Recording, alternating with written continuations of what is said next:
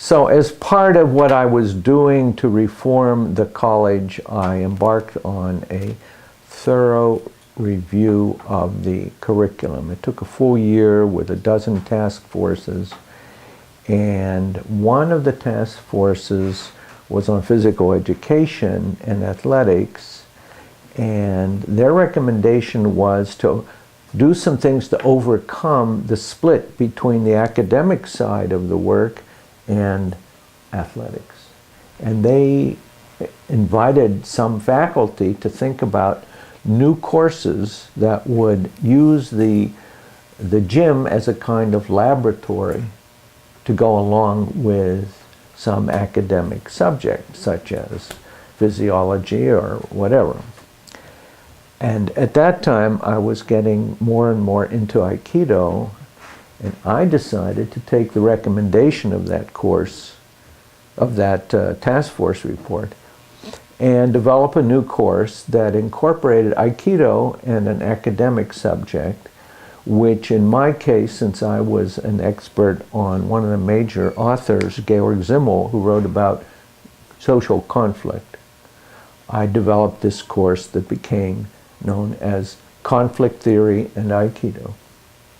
I started teaching that in autumn 1986, and I taught it last year again after 22 years of teaching it just about every other year.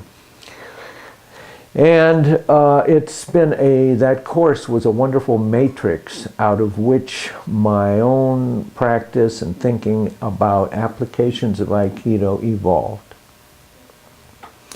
And as I was doing that, over time, I became aware of a number of other Aikidoka who were very isolated, doing some kind of making some kind of use of Aikido in ways that were outside the conventional dojo.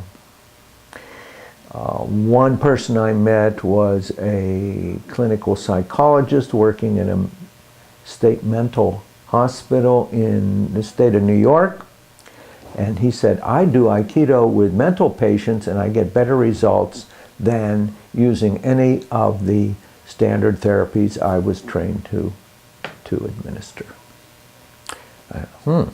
If that's true, that's pretty important. And then I had met at some summer camps Paul Linden, who uses Aiki-based ideas and practices in his body work that came to be known, that he calls being in movement. And then read the book by Richard Strozzi Heckler, Aikido and the New Warrior, which had a lot of areas of application. And everybody I met who did these kinds of Aikido application was isolated, felt they were marginal within the Aikido community, and so forth. So I thought, why not establish a network among them? And that was the way that Aiki Extensions came into being.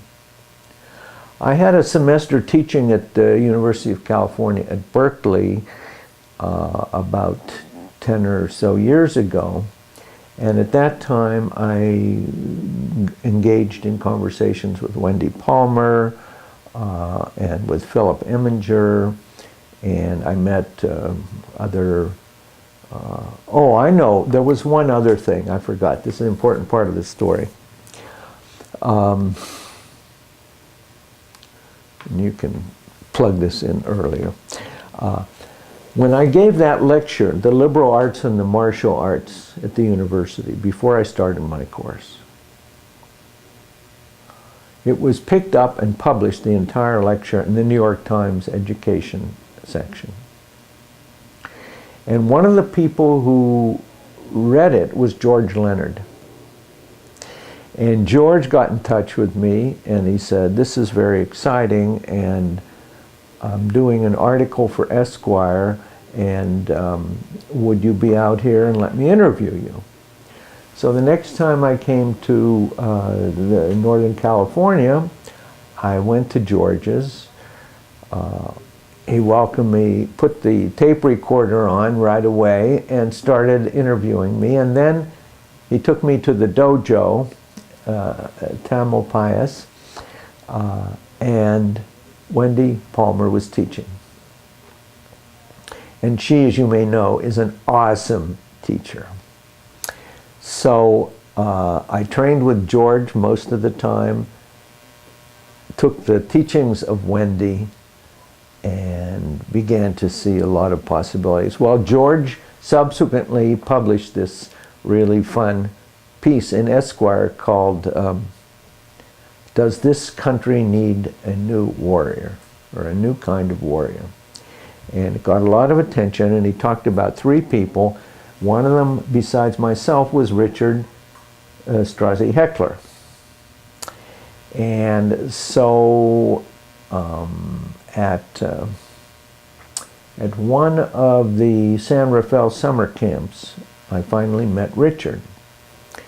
So it was the combination of the wonderful Aikido and the spirit that I experienced in Northern California during my year there. I was there as a fellow of the Center for Advanced Study in the Behavioral Sciences at Stanford. That was 80-81. And then going to the summer camp at San Rafael, and then finally coming back and meeting George and Wendy, and then Richard and Philip Eminger, whom I had met at summer camps. And that kind of grouping, and then connecting with Paul Linden, that put together the initial network that led to the formation of Aiki Extensions. And so I got about a dozen or so people, some from the East Coast, most from the West Coast. And one man, I had read his work in German, Peter Schetkin, who had been applying Aikido in the teaching of business in Augsburg, Germany. And I got him to join in, and we formed the organization. Now, initially, Aiki Extensions had as its mission to provide a network of communication among people doing these various interesting things. It was a network for professionals, and we had initially as a qualification of membership that you be a Yudansha. Subsequently lowered to EQ. But after we had wonderful national conferences, first in one in Arizona, and then at Columbus, Ohio, in Paul Linden's dojo, and then the third one in Mill Valley at Wendy Palmer's dojo, and then the fourth one at Chicago,